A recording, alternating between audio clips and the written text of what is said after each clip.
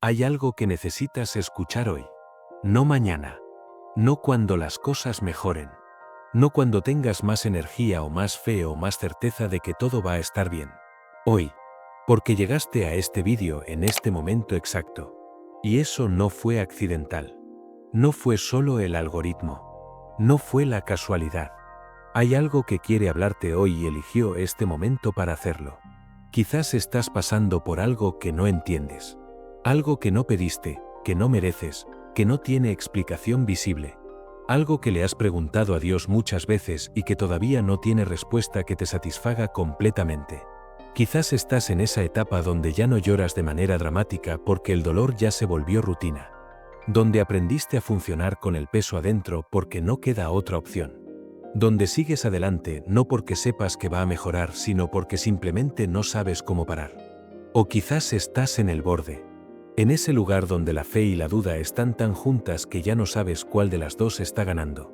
Sea donde sea que estás, esto es para ti. Porque Dios tiene algo que decirte hoy sobre lo que estás viviendo. Y ese mensaje es más simple y más profundo de lo que esperabas. Todo pasa por algo. No como frase de consuelo vacío. No como respuesta automática para hacer callar el dolor, sino como la verdad más sólida que existe sobre la manera en que Dios trabaja en la vida de los que le pertenecen. Quédate, porque lo que viene va a tocar lugares que llevan tiempo esperando ser tocados. Vivimos en un mundo que tiene muy poca tolerancia al proceso. Todo está diseñado para la inmediatez. La respuesta instantánea. El resultado rápido. La gratificación que no espera. Si algo tarda más de lo esperado, si el camino es más largo de lo planeado, si el dolor dura más de lo que parece razonable, la conclusión automática es que algo está mal. Y esa cultura de la inmediatez no se queda afuera cuando entras a la iglesia o cuando abres tu Biblia. Se infiltra también en la manera en que muchas personas viven la fe. Oro hoy, espero resultado mañana. Confío en Dios esta semana, espero que las circunstancias cambien la siguiente. Y si no cambian en el tiempo que yo considero razonable, el corazón humano casi automáticamente llega a una de estas dos conclusiones. O Dios no me escuchó. O Dios me escuchó pero no le importa lo suficiente como para actuar. Ninguna de las dos es verdad. Pero el dolor tiene una manera de presentarlas como si fueran la única explicación lógica disponible. Como si fueran lo más razonable que puedes pensar dado lo que estás viviendo. Y entonces viene la pregunta que todos hacemos, aunque a veces da miedo decirla en voz alta porque parece que decirla es una señal de que tu fe está fallando. ¿Por qué? ¿Por qué esto? ¿Por qué ahora? ¿Por qué a mí? ¿Por qué si he sido fiel, si he orado, si he creído, si he servido, el resultado es este sufrimiento que no cuadra con ninguna versión de la vida que esperaba? Quiero detenerte ahí un momento. Porque esa pregunta necesita ser tratada con respeto antes de seguir adelante. La pregunta ¿por qué no es pecado? No es señal de poca fe. No es una falla espiritual que necesita ser corregida antes de que Dios pueda ayudarte. Es la pregunta más humana que existe. Y la Biblia no la ignora ni la silencia. La Biblia está llena de personas que la hicieron en voz alta, con toda su carga emocional, sin filtros. Y la mayoría de esas personas se convirtieron en los testimonios más poderosos de toda la historia de la fe. David la hizo desde las cavernas mientras huía de Saúl, el rey que él mismo había servido fielmente. Pasó años escondiéndose en cuevas, durmiendo en el desierto, huyendo de alguien que quería matarlo sin razón justa. Y desde esas cuevas escribió salmos que siguen siendo leídos y cantados 3000 años después. Job la hizo desde las cenizas. El hombre que lo había tenido todo, familia, salud, riqueza, reputación, lo perdió en cuestión de días sin haber hecho nada para merecerlo. Y se sentó en el suelo con llagas en todo el cuerpo y preguntó por qué con una honestidad que sus propios amigos religiosos encontraban incómoda. Jeremías la hizo desde la cisterna donde lo echaron por hablar la verdad. El profeta más rechazado del Antiguo Testamento, que cumplió su misión con fidelidad durante décadas y cuya recompensa fue el desprecio, el encarcelamiento y la soledad. Pablo la hizo desde las cárceles donde terminó múltiples veces. El hombre que llevó el Evangelio a más lugares que cualquier otro en la historia de la iglesia primitiva, que plantó iglesias en decenas de ciudades, que escribió casi la mitad del Nuevo Testamento, pasó años de su vida encadenado. ¿Y sabes qué tienen en común todas esas personas? Que en cada uno de esos casos, Aunque la respuesta a su por qué no siempre llegó de manera inmediata ni de la manera esperada, había algo obrando debajo de la superficie que los ojos humanos no podían ver todavía. Había un propósito desarrollándose en lo invisible que solo se haría evidente en lo visible con el tiempo. Porque Dios trabaja en lo invisible antes de manifestarse en lo visible. Siempre, sin excepciones, sin importar lo oscuro que esté el momento presente. Y eso, aunque no resuelva el dolor inmediatamente, cambia completamente el marco desde el que puedes mirarlo. No estás en un lugar sin sentido. Estás en un lugar cuyo sentido todavía no puedes ver completamente. Y hay una diferencia enorme entre esas dos cosas. Hay 3 versículos que quiero que recibas hoy no como textos para memorizar, sino como palabras vivas dirigidas directamente a lo que estás viviendo en este momento. El primero es Romanos 8:28. Sabemos que a los que aman a Dios, todas las cosas les ayudan a bien. Esa es una de las frases más citadas del Nuevo Testamento. Y precisamente por eso a veces la escuchamos sin realmente escucharla. La hemos oído tantas veces que pasa por encima de nosotros sin aterrizar completamente. Así que quiero que la escuches hoy como si fuera la primera vez. Todas las cosas, no algunas, no las cómodas, no las que tienen sentido inmediato, no las que elegiste, todas las cosas. Esa palabra todas es la que más cuesta creer cuando estás en el medio del dolor. Porque desde adentro del proceso las cosas no se sienten como si estuvieran ayudando a bien. Se sienten como obstáculos, como retrocesos, como pérdidas que no tienen compensación visible, como tiempo desperdiciado, como puertas que se cerraron, como personas que fallaron, como circunstancias que aplastaron algo que tú habías construido con esfuerzo. Pero Pablo escribió ese versículo desde la experiencia. No desde un escritorio cómodo con una vida sin problemas. Lo escribió siendo alguien que había vivido exactamente lo que describimos. Apedreado, encarcelado, naufragado, rechazado, traicionado por personas en las que había confiado. Y aún así dijo sabemos. No creemos vagamente. No esperamos que sea así. Sabemos.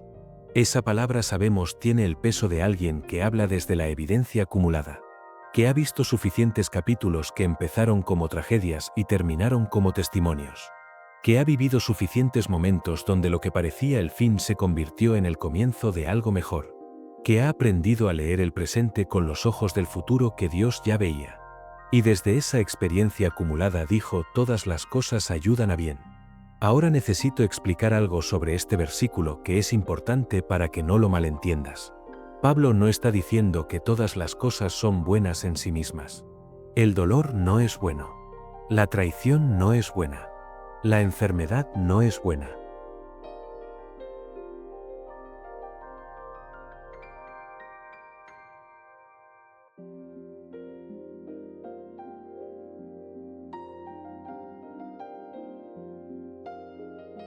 La pérdida no es buena.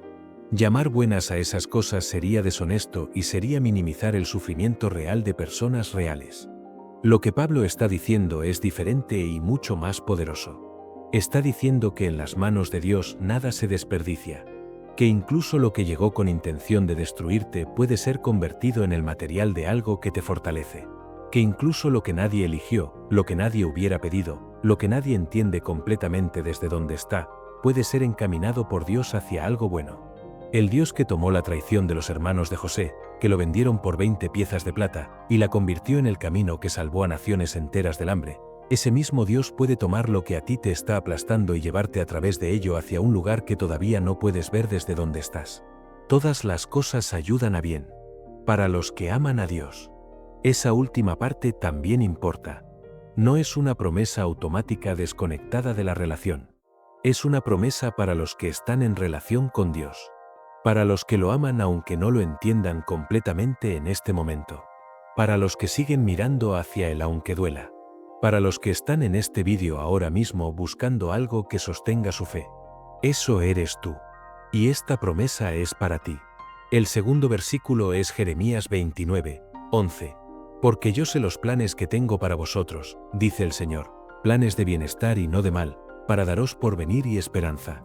Antes de recibir estas palabras necesitas saber en qué contexto fueron dichas. Porque si las separas de su contexto pueden sonar como una promesa de vida cómoda y sin problemas. Como una garantía de prosperidad fácil. Y ese no es el mensaje. Dios dijo estas palabras a través de Jeremías dirigidas al pueblo de Israel que en ese momento estaba en cautiverio en Babilonia. No a personas que estaban en su mejor momento. No a personas en posición de fortaleza. A personas que habían perdido su tierra, su templo, su libertad, su manera de vida, su identidad nacional. A personas que llevaban años en el exilio preguntándose si Dios los había abandonado completamente. A personas que habían visto destruido todo lo que consideraban sagrado. Y Dios les envió una carta a través de Jeremías. Una carta que comenzaba diciéndoles que construyeran casas y plantaran jardines. Que se casaran y tuvieran hijos. Que buscaran el bienestar de la ciudad donde estaban cautivos y oraran por ella. En otras palabras, vive aquí. No en suspensión esperando que esto termine. Vive plenamente en el proceso, en el exilio, en el lugar que no elegiste. Y en ese contexto, en medio de ese sufrimiento real y prolongado, Dios dijo: yo sé los planes que tengo para vosotros. Yo sé. No vosotros sabéis. Yo sé. Esas dos palabras contienen todo. Hay momentos en la vida donde tú no sabes. Donde la situación es tan confusa, tan dolorosa, tan sin salida visible, que no puedes ver ningún plan posible. Donde el futuro se siente completamente cerrado desde todos los ángulos que puedes ver desde donde estás. Y Dios dice en ese momento exactamente lo mismo que le dijo a Israel en Babilonia. Yo sé, aunque tú no veas, aunque no lo entiendas, aunque todo lo visible indique lo contrario, aunque ya lleves demasiado tiempo en el exilio y las promesas se sientan lejanas, yo sé los planes. Y esos planes son de bienestar, de porvenir, de esperanza. La palabra hebrea que se traduce como bienestar en este versículo es Salom. Y Salom no significa simplemente ausencia de problemas. Significa plenitud, completitud. El estado de una persona que está completa, que no le falta nada esencial, que vive en armonía con Dios y con su propósito. Eso es lo que Dios tiene planeado para ti. No una vida perfecta sin dificultades, sino un destino de plenitud que incluye haber pasado por lo que estás pasando y haber llegado al otro lado más completo de lo que entrabas. Y la palabra que se traduce como esperanza en este versículo tiene en el hebreo el sentido de una expectativa confiada. No la esperanza que tiembla y no está segura de nada, sino la esperanza que está anclada en el carácter del que prometió. Que descansa no en las circunstancias, sino en la fidelidad de Dios que no cambia cuando las circunstancias cambian. Dios sabe los planes. Y esos planes son buenos. Eso es suficiente para seguir. El tercer versículo es Eclesiastés 3:1. Todo tiene su tiempo, y todo lo que se quiere debajo del cielo tiene su hora. Salomón, el hombre más sabio que vivió según la misma escritura, después de haberlo explorado todo, después de haber tenido más riqueza, más placer, más conocimiento, más poder que casi cualquier ser humano en la historia, llegó a esta conclusión que en su superficie parece simple pero que en su profundidad lo cambia todo. Todo tiene su tiempo. Salomón luego hace una lista de esos tiempos. Tiempo de nacer y tiempo de morir. Tiempo de plantar y tiempo de arrancar lo plantado. Tiempo de llorar y tiempo de reír. Tiempo de guardar silencio y tiempo de hablar. Tiempo de amar y tiempo de aborrecer. Lo que Salomón está describiendo es el ritmo de la vida real.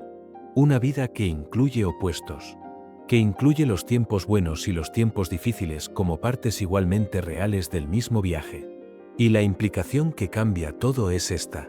Si todo tiene su tiempo, entonces el tiempo en el que estás ahora, aunque se sienta como el tiempo equivocado, es también un tiempo. Un tiempo con su nombre. Con su propósito. Con su lugar en el ritmo más grande de lo que Dios está construyendo. No estás atrasado en el plan de Dios. No te quedaste atrás. No perdiste tu momento. No cometiste un error que te sacó del calendario de lo que debía ser tu vida. Estás en el tiempo que tiene que ser para lo que viene. Y hay algo más en ese versículo que necesita ser dicho directamente. El tiempo que se siente más inútil a veces es el tiempo de mayor preparación. El invierno no produce frutos visibles. Pero debajo de la tierra, en el frío, en lo que parece inactividad total, Las raíces están profundizándose. El árbol que sobrevivirá las tormentas del verano es el que profundizó sus raíces en el invierno. ¿En qué tiempo estás tú ahora mismo? ¿Y si ese tiempo que sientes que está desperdiciado fuera exactamente el tiempo donde Dios está profundizando en ti algo que ningún otro tiempo podría producir? Quiero llevarte a una historia que probablemente conoces, pero que quiero que veas desde un ángulo diferente al que quizás la has visto antes. La historia de José. No para repetir los hechos como si fueran un resumen de escuela dominical, sino para detenernos en cada etapa oscura de su historia y ver específicamente qué estaba haciendo Dios en ese momento que José no podía ver desde donde estaba. Porque eso es exactamente lo que Dios está haciendo en lo que tú no puedes ver desde donde estás ahora. José tenía 17 años cuando sus hermanos lo vendieron como esclavo a unos mercaderes que iban hacia Egipto. Lo habían echado en un pozo primero. Y mientras José estaba en ese pozo gritando, pidiendo que lo sacaran, sus propios hermanos se sentaron alrededor a comer tranquilamente. Eso es lo que el texto dice. Se sentaron a comer. Mientras él gritaba. Imagina ese momento desde adentro. 17 años. Siendo alejado de su padre, de su tierra, de todo lo que conocía. Encadenado. Sin saber a dónde lo llevaban. Sin saber si volvería a ver a Jacob alguna vez. Sin entender absolutamente nada de lo que estaba pasando. ¿Dónde estaba el propósito en ese momento?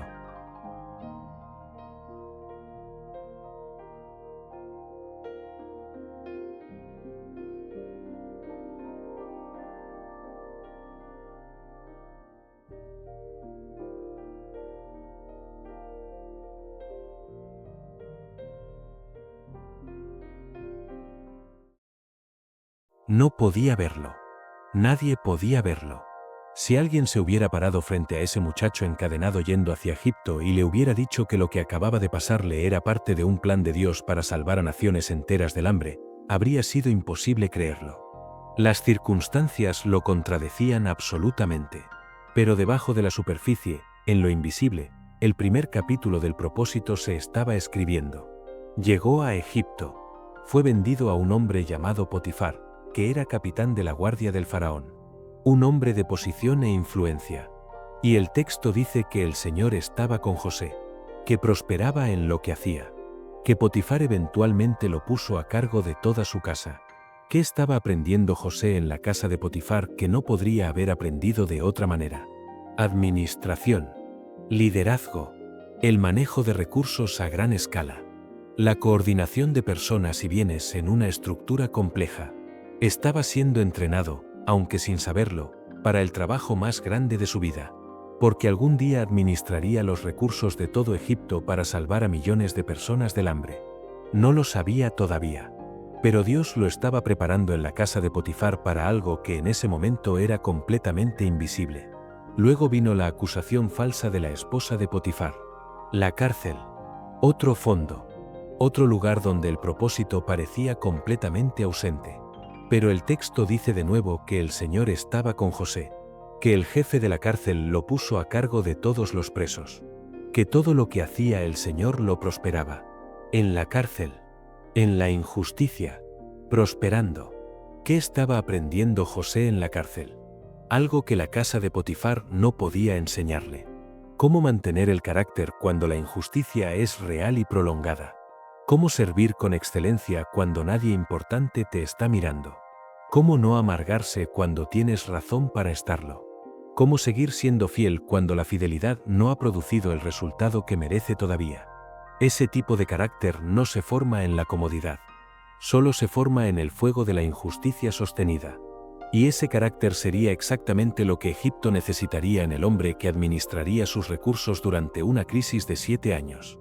Luego interpretó los sueños del copero y el panadero. Y le pidió al copero que se acordara de él cuando saliera. Era la primera oportunidad visible de salida. El primer rayo de luz en mucho tiempo. Y el copero salió. Y se olvidó de José durante 2 años. 2 años más. 2 años de silencio completo. 2 años después de haber hecho lo correcto, después de haber servido fielmente, después de haber pedido ayuda de la única manera posible. Ese tipo de espera, donde ya hiciste todo lo que podías hacer y la respuesta sigue sin llegar, es quizás la más difícil de todas. No la espera donde todavía hay algo que puedes hacer. La espera donde ya no hay nada que hacer excepto esperar. ¿Y qué estaba ocurriendo en esos 2 años? El faraón no había tenido sus sueños todavía. El momento no había llegado. La cita que Dios tenía preparada para José requería una secuencia específica de eventos que todavía estaba desarrollándose. Y ese desarrollo requería que José esperara 2 años más en la cárcel. No porque Dios se hubiera olvidado, sino porque el tiempo todavía no era el correcto. Todo tiene su tiempo. Y el tiempo de José para salir de la cárcel no era el tiempo que José habría elegido. Era el tiempo que Dios sabía que era el correcto para lo que venía. Y luego el faraón tuvo sus sueños. Y el copero recordó. Y José fue llamado ante el faraón. Se afeitó. Se cambió de ropa. Se presentó ante el hombre más poderoso de Egipto. Interpretó los sueños. Sugirió un plan de acción. Y en un solo día pasó de la cárcel al palacio. Del prisionero al segundo hombre más poderoso de Egipto. Tenía 30 años. 13 años habían pasado desde el pozo. 13 años de proceso invisible. 13 años donde desde afuera todo parecía ir en la dirección equivocada. Y en retrospectiva, ningún año fue desperdiciado. Ninguna etapa fue un error. Cada capítulo oscuro tenía un nombre en el plan de Dios que José no podía leer desde donde estaba. Años después, cuando se encontró con sus hermanos y pudo ver el cuadro completo, dijo algo que es una de las frases más poderosas de todo el Antiguo Testamento. Vosotros pensasteis mal contra mí, mas Dios lo encaminó a bien. Ahí está Romanos 8 y 28 antes de que Pablo lo escribiera. Todas las cosas, incluso la traición de los propios hermanos, incluso la esclavitud injusta, incluso la acusación falsa, incluso la cárcel que no merecía, incluso los 2 años de olvido, ayudaron a bien. Porque Dios sabía los planes. Y esos planes eran de esperanza. Y todo tuvo su tiempo. El tiempo del pozo. El tiempo de la casa de Potifar. El tiempo de la cárcel. El tiempo del olvido del copero. El tiempo del palacio. Cada uno era necesario para el siguiente. Ninguno fue un error en el calendario de Dios. Ahora te pregunto algo directamente. ¿En cuál de esas etapas estás tú ahora mismo? ¿Estás en el pozo? ¿Estás en la casa de Potifar aprendiendo algo sin saber todavía para qué? ¿Estás en la cárcel de la injusticia que no mereces? ¿Estás esperando que el copero se acuerde y ya han pasado más de 2 años? Sea donde sea que estés en esa línea, hay algo que es verdad sobre tu momento que también era verdad en el de José. El Señor está contigo. Y lo que parece sin sentido desde donde estás tiene un nombre en el plan de Dios que todavía no puedes leer. Pero lo leerás. Con el tiempo, lo leerás. Quiero llevarte a otro hombre cuya historia muestra el propósito en el dolor desde un ángulo diferente al de José. Pablo. Si José muestra el propósito obrando en las circunstancias externas, Pablo muestra el propósito obrando en la transformación interna. Si José muestra cómo Dios puede convertir una traición en salvación para muchos, Pablo muestra cómo Dios puede convertir un perseguidor en el mensajero más poderoso del Evangelio que el mundo haya visto. Saulo de Tarso, que luego se llamaría Pablo. Pero el proceso de Pablo no terminó en Damasco. Continuó durante toda su vida con una intensidad que es difícil de imaginar desde la distancia histórica. Él mismo hizo una lista en sus cartas de lo que vivió en el proceso de cumplir su misión. Azotado 5 veces con 39 golpes cada vez. Una vez apedreado y dado por muerto. Naufragó 3 veces, una de esas veces pasó una noche y un día a la deriva en el mar. En peligro constante en sus viajes. Sin dormir, con hambre y sed, en frío, y sobre todo eso, la carga diaria de la preocupación por todas las iglesias que había fundado. Eso no es el resumen de una vida fácil. Es el resumen de una vida que pagó el precio más alto posible por lo que creía. Y desde esa vida, desde ese proceso de sufrimiento continuo, Pablo escribió cosas que 2000 años después siguen transformando vidas. Cosas que se escribieron desde la cárcel y que todavía leemos como si hubieran sido escritas ayer. Cosas sobre el gozo, sobre la paz, sobre el contentamiento en cualquier circunstancia. La carta a los Filipenses es quizás el ejemplo más extraordinario. Pablo la escribió encadenado en Roma, esperando un juicio cuyo resultado podía ser su muerte. Y el tema central de esa carta es el gozo.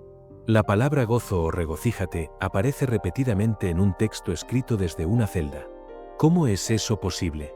Porque Pablo había aprendido algo que solo se aprende en el proceso. Había descubierto una fuente de paz y gozo que no dependía de las circunstancias externas porque estaba anclada en algo que las circunstancias no podían tocar. Y lo más extraordinario de todo esto es que el sufrimiento de Pablo no fue un obstáculo para su misión. Fue el vehículo de su misión. Las cadenas que parecían interrumpir su ministerio lo llevaron a Roma. A Roma, el corazón del imperio. A Roma, donde pudo predicar a personas que de otra manera nunca habrían escuchado el Evangelio. A Roma, donde escribió las cartas que formarían la columna vertebral de la teología cristiana durante 2 milenios. El sufrimiento no interrumpió el plan de Pablo. Fue el plan. Todas las cosas le ayudaron a bien. Los naufragios, las cárceles, los azotes, el olvido, la traición de colaboradores que lo abandonaron. Todo. Y si eso es verdad para Pablo, si Romanos 8 y 28 es verdad para el hombre que lo escribió viviendo exactamente lo que describía, entonces es verdad para ti también. Lo que estás viviendo no es el fin de tu historia. Es el proceso que está formando al narrador que contará esa historia más adelante con una autoridad y una profundidad que solo viene de haber estado ahí. Quiero hablarte ahora de manera completamente directa. No sobre personajes bíblicos. No sobre principios teológicos abstractos. Sino sobre ti. Sobre lo que estás viviendo. Sobre lo que Dios quiere decirte en este momento exacto. Dios te dice hoy que lo que estás viviendo no es accidental. No la enfermedad que llegó sin aviso y cambió los planes que tenías. No la relación que se rompió de una manera que todavía duele. No el trabajo que perdiste o el sueño que todavía no se ha cumplido. No la espera que ya lleva demasiado tiempo. No el dolor que tiene nombre o el que todavía no lo tiene. Nada de eso llegó a tu vida pasando por encima de la soberanía de Dios. Nada te tocó sin que Él lo viera. Nada te sorprendió a Él aunque te haya sorprendido completamente a ti. Eso no significa que Dios causó el dolor. Hay sufrimiento que viene del mundo caído, de las decisiones de otros, de la naturaleza quebrantada de las cosas. Dios no es el autor del mal. Pero sí significa que Dios lo vio. Que estaba presente. Que no giró la cabeza en el momento en que más dolió. Y que en ese momento, como en cada momento de la historia de José y de Pablo y de David y de Job, el Señor estaba contigo. Dios te dice hoy que el capítulo en el que estás no es el final de tu historia. Hay una trampa mental que el dolor produce con mucha eficiencia. Es la trampa de proyectar las circunstancias presentes hacia el futuro indefinidamente. De asumir que porque las cosas son así ahora, siempre serán así. De leer el presente como si fuera una profecía del futuro. Pero los libros no se juzgan por sus capítulos más oscuros. Se juzgan por el arco completo de la narrativa. Y tú no tienes acceso todavía al arco completo de tu historia. Estás en el medio. En el capítulo que duele. En la página donde las cosas todavía no tienen resolución visible. Pero Dios ya leyó el final. Y dice que los planes son de bienestar. De porvenir. De esperanza. No de destrucción. No de abandono. No de un dolor que nunca termina. De esperanza. Dios te dice hoy que el tiempo en el que estás tiene un nombre. No es tiempo perdido. No es tiempo malgastado. No es el tiempo equivocado en el que quedaste atrapado por error. Eclesiastés dice que todo tiene su tiempo. Y eso incluye el tuyo. El tiempo de la espera tiene un nombre. El tiempo del proceso tiene un nombre. El tiempo de la formación que solo puede ocurrir en el fuego tiene un nombre. Y ese nombre no es fracaso. No es abandono. No es castigo. Es preparación. Hay algo creciendo en ti en este proceso que no podría crecer en ningún otro contexto. Raíces que se profundizan en la sequía. Carácter que se forma bajo presión. Una capacidad de compasión que solo puede desarrollarse en alguien que conoce el dolor desde adentro. Una fe que ya no es solo intelectual, sino que ha sido probada y purificada en el fuego real. Y esa profundidad, ese carácter, esa fe que se formó en el proceso, es lo que Dios va a usar en el siguiente capítulo de tu historia. Y hay algo más que Dios te dice hoy que quizás es lo más difícil de recibir pero también lo más liberador. No tienes que entenderlo todo para que el plan funcione. José no entendió desde el pozo lo que Dios estaba haciendo. Solo pudo verlo completo desde el palacio mirando hacia atrás. Pablo no entendió siempre el propósito específico de cada cárcel. Job nunca supo de la conversación en el cielo que precedió su prueba. David no entendía por qué Dios lo había ungido rey y luego lo tenía huyendo en cuevas años después. Pero el plan funcionó de todas maneras. El propósito se cumplió de todas maneras. Las cosas ayudaron a bien de todas maneras. Porque el funcionamiento del plan de Dios no depende de que tú lo entiendas completamente. Depende de que Él lo conozca completamente. Y lo conoce. Dios sabe los planes que tiene para ti. Planes de bienestar y no de mal. Para darte porvenir y esperanza. Eso es suficiente para seguir un día más. Quiero ser honesto contigo sobre algo antes de cerrar. El mensaje "todo pasa por algo" puede ser usado de dos maneras completamente diferentes. Y la diferencia entre esas dos maneras importa mucho. Puede ser usado para minimizar el dolor, para hacer callar las preguntas legítimas, para poner una capa de espiritualidad encima de algo que todavía duele y que necesita espacio para doler, para decirle a alguien que sufre que simplemente acepte su situación porque Dios tiene un plan, como si eso resolviera el dolor inmediatamente. Ese uso del mensaje no es el de hoy. Y si alguien alguna vez te lo dijo de esa manera en tu momento más oscuro, entiendo si el mensaje tiene una resistencia que cargar. Pero hay otra manera de usarlo que es completamente diferente. Usarlo no para silenciar el dolor, sino para darle contexto. Para decir el dolor es real y al mismo tiempo hay algo obrando en el que todavía no puedo ver completamente. Para sostener ambas cosas al mismo tiempo sin que una cancele a la otra. Romanos 8:28 no dice que el dolor no es dolor. Dice que en manos de Dios el dolor puede ser encaminado hacia algo bueno. Esa es una promesa sobre el destino del sufrimiento, no una negación de su realidad. Y esa distinción lo cambia todo. Puedes llorar y confiar al mismo tiempo. Puedes tener preguntas sin respuesta y seguir creyendo al mismo tiempo. Puedes estar en el proceso más oscuro de tu vida y al mismo tiempo tener la certeza de que Dios está en él contigo. No tienes que elegir entre sentir el dolor honestamente y confiar en Dios. Puedes hacer ambas cosas. De hecho, la fe más profunda es exactamente esa. La que no pretende que no duele. La que dice duele y no lo entiendo todo y aún así confío. Esa es la fe de David en la cueva. La fe de Job en las cenizas. La fe de Pablo en la cárcel. La fe de María al pie de la cruz el viernes por la tarde sin saber todavía que el domingo existiría. Una fe que no finge, que no actúa, que no tiene la respuesta perfecta para cada pregunta, pero que en medio de la oscuridad sigue mirando hacia Dios en lugar de alejarse de Él. Si esa es la fe que tienes hoy, aunque se sienta pequeña, aunque tenga fisuras, aunque tiemble en algunos momentos, es la fe correcta. Es la fe que Dios honra. Es la fe que produce la historia que un día contarás. Y hay algo más que quiero decirte. El proceso tiene un límite. El exilio de Israel en Babilonia terminó. La espera de José en la cárcel terminó. Las persecuciones de Pablo terminaron. El viernes de la crucifixión terminó. Lo que estás viviendo hoy también tiene un límite. No es eterno, aunque en algunos momentos se sienta así. Es un capítulo, no el libro completo. Es una estación, no el único clima que habrá en tu vida. Eclesiastés dice que todo tiene su tiempo, incluyendo el final de este tiempo. Y cuando ese tiempo llegue, cuando puedas mirar hacia atrás con suficiente distancia para ver el cuadro más completo, habrá algo que reconocerás que no podías ver desde adentro. Que no fue accidental. Que no fue abandono. Que había algo construyéndose en lo invisible mientras tú atravesabas lo visible.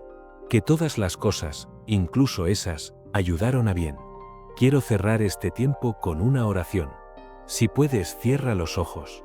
Y si hay algo específico que estás cargando hoy, tráelo contigo a estas palabras. No lo dejes afuera. Tráelo. Señor, hoy vengo con lo que tengo. Con las preguntas que todavía no tienen respuesta. Con el dolor que todavía no tiene explicación que me alcance completamente. Con la espera que ya lleva más tiempo del que pensé que podría aguantar. Con el cansancio de seguir confiando cuando las circunstancias siguen diciendo lo contrario. Y te digo desde ese lugar honesto, no desde un lugar de certeza perfecta, sino desde el lugar donde realmente estoy esta noche. Te digo que confío en ti aunque no lo entienda todo. Confío en que los planes que tienes para mí son de bienestar y no de mal.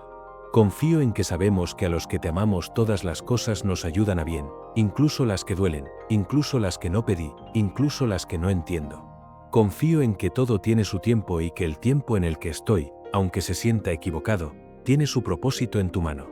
Señor, dame ojos para verte en lo pequeño de este proceso. Dame la capacidad de reconocerte en lo que no parece profético ni espectacular, sino simplemente cotidiano y difícil. Dame la paz que sobrepasa todo entendimiento, esa paz que no depende de que todo esté resuelto, sino de que tú estés presente. Y cuando llegue el momento de mirar hacia atrás y ver el cuadro más completo, que pueda decir lo mismo que José, lo mismo que Pablo, lo mismo que todos los que pasaron por el fuego y llegaron al otro lado. Lo que parecía sin sentido, tú lo encaminaste a bien. Por las personas que están escuchando esto ahora mismo con algo muy pesado en el corazón, las que llegaron aquí buscando algo que sostenga su fe en un momento difícil, te pido que llegues a cada una de ellas exactamente donde están. Que esta noche sientan que no están solos. Que el cielo no está vacío. Que sus preguntas son escuchadas aunque las respuestas lleguen en tu tiempo y no en el de ellos. Porque tú eres el Dios que estaba con José en el pozo antes de que hubiera palacio. El Dios que estaba con Pablo en la cárcel antes de que hubiera carta. El Dios que estaba con David en la cueva antes de que hubiera trono.